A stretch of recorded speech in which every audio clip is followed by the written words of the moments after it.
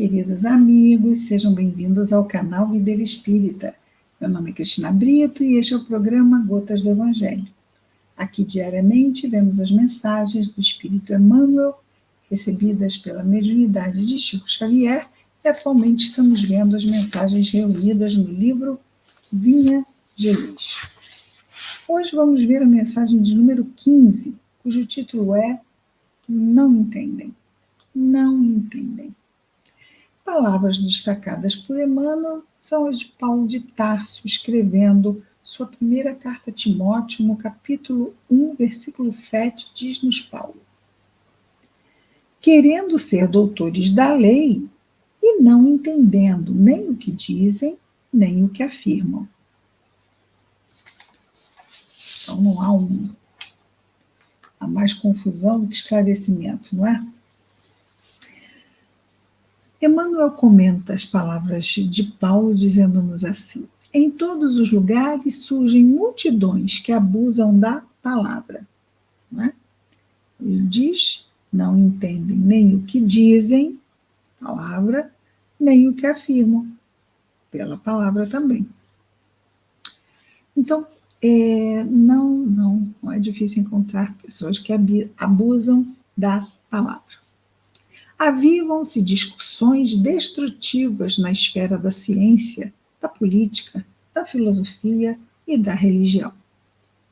Todavia, não somente nesses setores de atividade intelectual se manifestam semelhantes desequilíbrios. Ou seja, não apenas na ciência, política, filosofia, religião, se manifestam os desequilíbrios pelo mau uso da palavra. A sociedade comum, em quase todo o mundo, é campo de batalha nesse particular, em vista da condenável influência dos que se impõem por doutores em informações descabidas. Então, todo mundo especialista, todo mundo fala o que diz saber. Então, por exemplo, um cientista diz que não se deve comer ovo. Já o outro diz que ovo é muito saudável. Aí diz um outro estudioso que o leite é um excelente alimento. Já outro diz que leite não deve se beber. Uns dizem uma coisa, outro diz outra, e tudo é ciência. Todos especialistas. São exemplos, não é? Aqui estamos falando de ciência, mas também ele falou aqui das outras áreas. Pretensiosas autoridades, olha lá, especialistas, autoridades nos pareceres gratuitos, ou seja, às vezes as pessoas falam simplesmente porque tem boca, não é? Espalham a perturbação geral, adiam realizações edificantes, destroem grande parte dos germes do bem, tá? Espalhando confusão, como é que se vai fazer o bem, não é? Ou seja, sempre pode-se, mas cria-se uma certa dificuldade, não é? Por quê? Porque é uma confusão, afinal, o que é? Qual é a verdade? Destroem grande parte dos germes do bem, envenenam fontes de generosidade e fé, sobretudo alterando as correntes do progresso, convertem os santuários domésticos em trincheiras de hostilidade cordial. Então, às vezes são aquelas cutucadas ferinas, não é? Também é uma forma de contenda, de confronto, de atrito. Aqui, vale também nas palavras, quando ele diz: envenenam fontes, essas pessoas especialistas que se contradizem, não é? Fontes de generosidade e fé, sobretudo alterando as correntes do progresso, convertem os santuários domésticos em trincheira de hostilidade cordial. Vemos isso hoje em dia, não é? Vemos. É a verdade. Quem tem a verdade? Eu tenho a verdade. Não, eu tenho a verdade. Não, essa sua verdade é falsa. Essa é a verdade verdadeira. E às vezes, de novo, estão falando e é preciso discernir.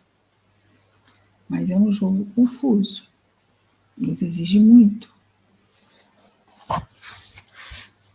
Continua aqui o nosso Emmanuel dizendo: são esses envenenadores inconscientes que difundem a desarmonia, não entendendo o que afirmam. Acreditam sinceramente, as pessoas que trazem seus pareceres, que conflitam com A, com B, com C, às vezes é um parecer. Ciência. Ciência é o corpo fechado? Não. A ciência está sempre estudando, descobrindo, se propondo a isto, não é? Então, às vezes, no início, algo pode parecer que é bom. Vamos pensar que lá nos anos 50, o cigarro era recomendado para relaxar, inclusive para as mulheres grávidas. Fume, relaxe, isso faz muito bem, maravilhoso. E hoje nem tem propaganda mais de cigarro na televisão. Então, vejamos, muitas vezes há o desconhecimento do prejuízo que aquela verdade daquele grupo ou daquela época, em termos de entendimento, não era, vamos dizer assim, de todo para provocar o mal, mas simplesmente não haviam estudos mais aprofundados para concluir. Estava se vendo só um lado da situação, não se viu o outro, ou seja, via-se o sistema nervoso, mas não se viu o pulmão. Né? Então, às vezes, as nossas escolhas, o uso do nosso livre-arbítrio não é simplista. Exige que reflitamos bem. Às vezes, uma escolha parece boa a curto prazo, mas se nós estendermos essa escolha para médio e longo prazo, talvez a gente pense, não, isso não vai dar certo, porque responde logo agora, mas daqui a pouco isso vai começar a dar errado. Continua o nosso Emmanuel. Quem diz, porém, alguma coisa, atenção, olha que interessante, quem diz, porém, alguma coisa está semeando algo no solo da vida.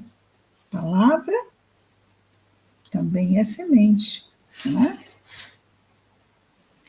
E quem determina isto ou aquilo está consolidando a semeadura. Palavra semeando. Muitos espíritos nobres, já indo aqui para a conclusão, muitos espíritos nobres são cultivadores das árvores da verdade, do bem e da luz. Entretanto, e são mesmo, não é? Verdade verdadeira, vamos chamar assim, do bem e da luz. Entretanto, em toda parte movimentam-se também os semeadores das ervas daninhas da ignorância, dos espinhos da calúnia e dos, aí ele repete, não é? Espinhos da maledicência. Através deles, das ervas daninhas, da ignorância, não é? Os espinhos da calúnia e da maledicência, opera-se a perturbação e o estacionamento. Quase que parado mesmo. Abusam do verbo, mas pagam a leviandade a dobrado preço. Usar mal a palavra, leviandade. Eu achei que era, mas vamos falar sem conferir. Então, se isso gerar um prejuízo, o prejuízo foi gerado porque eu não pesquisei o suficiente. O prejuízo do outro, né? Vamos lembrar aqui da recomendação às grávidas para fumar. Então, eu não pesquisei o suficiente e comecei a prescrever de forma extremamente equivocada para os meus pacientes, no caso, os médicos da época. Eu estava vendo sobre o ganhador do Prêmio Nobel de quê? Química. Ele descobriu que a bactéria H. pylori causa úlceras. Acontece que não tinha autorização para se fazer pesquisa, né? Porque como é que você vai colocar H. pylori nas pessoas para confirmar se vai gerar úlceras? É totalmente antiético. Então, o que fez o pesquisador? Inoculou nele mesmo e surgiram várias úlceras. E ele ganhou o Prêmio Nobel de 2005. Eu cheguei a ver isto hoje. Aprofundou, pesquisou à custa do seu próprio bem-estar. Quantas pessoas sofrem com essa bactéria? É bactéria ou é vírus? Eu não sei.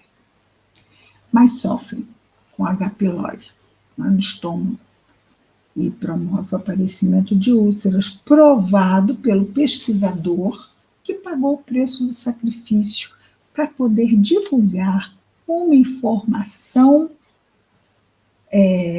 alicerçada na experiência, porque é isso que o cientista deve fazer, não é? Não experimentar uma vez, mas experimentar, né? E até confirmar que aquela pesquisa procede, né?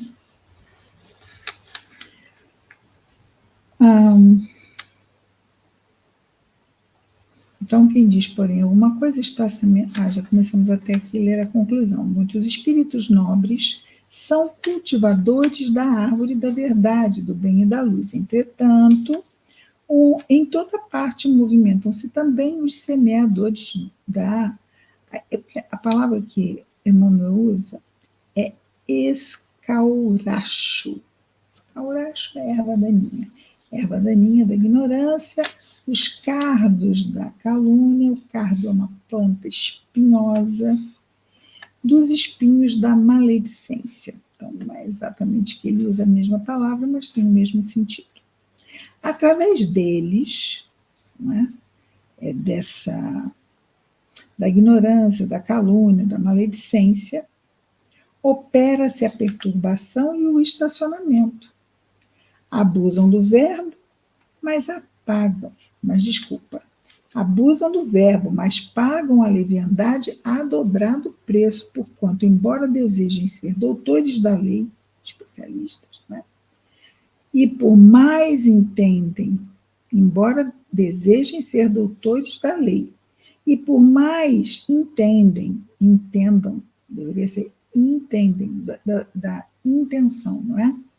Por mais que eles queiram, por mais que queiram confundir-lhe os parágrafos e ainda que dilatem a própria insensatez por muito tempo, mais se aproximam dos resultados de suas ações, no círculo das quais essa mesma lei lhes impõe as realidades da vida eterna, através da desilusão, do sofrimento e da morte. Ou seja, essa é a paga, que vai ser em dobro, daqueles que semeiam a perturbação. O que vai acontecer com eles? Vão colher perturbação. É assim, lei de causa e efeito. vão se aproximando eles de viver as consequências usar a exata palavra,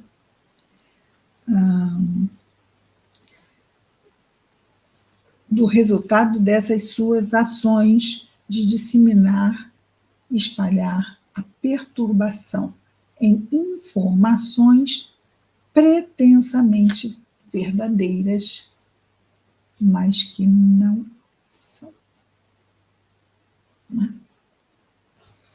Muito bem. Não entendem. Muitas vezes não entendem porque pensam que sabem, mas não sabem. E aí a gente vai pensar, mas se não sabe, então não pode ser responsável, mas não sabe porque não buscou saber. Não buscou o suficiente. O suficiente.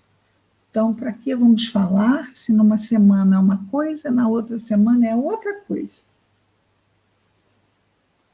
Eu estava até vendo também um quadro interessante de uma moça que colocou vários alimentos ditos saudáveis, pão integral, não é? Leite, vários alimentos, e foi lá. Café da manhã, começou a pegar um por um para ir comendo num café da manhã saudável. E cada vez que ela pegava algo, ovo, né? Muita gente come ovos no café da manhã, e cada vez que ela pegava algo para comer, ela ouvia uma notícia: o cientista descobriu que o ovo é terrível, que o leite é terrível, e ela cuspia, e aí tudo que ela tinha em cima da mesa, ela não podia isso, não podia aquilo, no final ela não podia nada. Exatamente por isso, nós ficamos às vezes perdidos. Afinal, o que pode? O que realmente faz bem? O que realmente faz mal? Não é?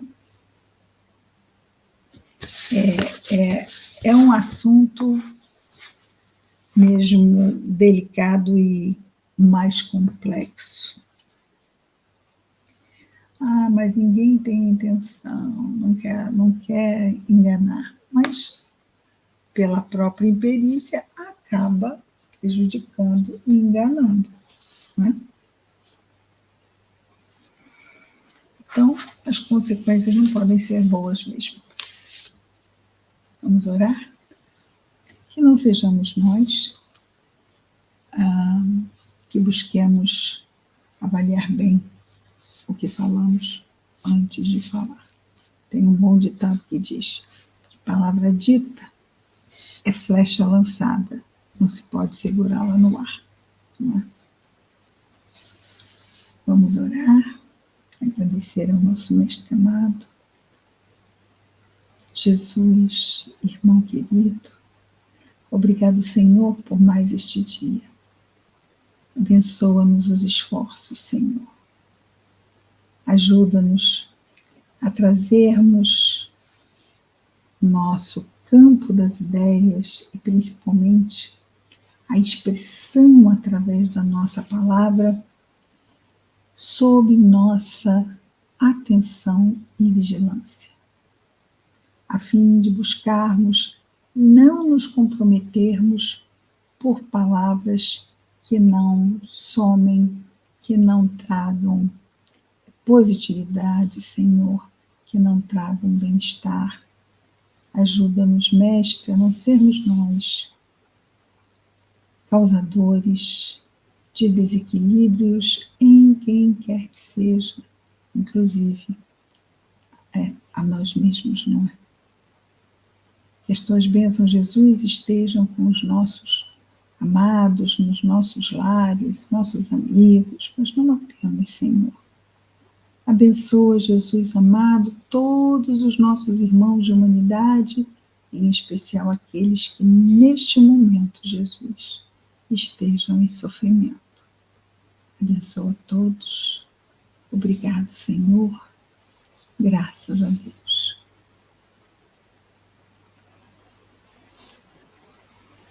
É isso, queridos amigos. Amanhã estaremos de volta com mais um Gotas do Evangelho. Até amanhã.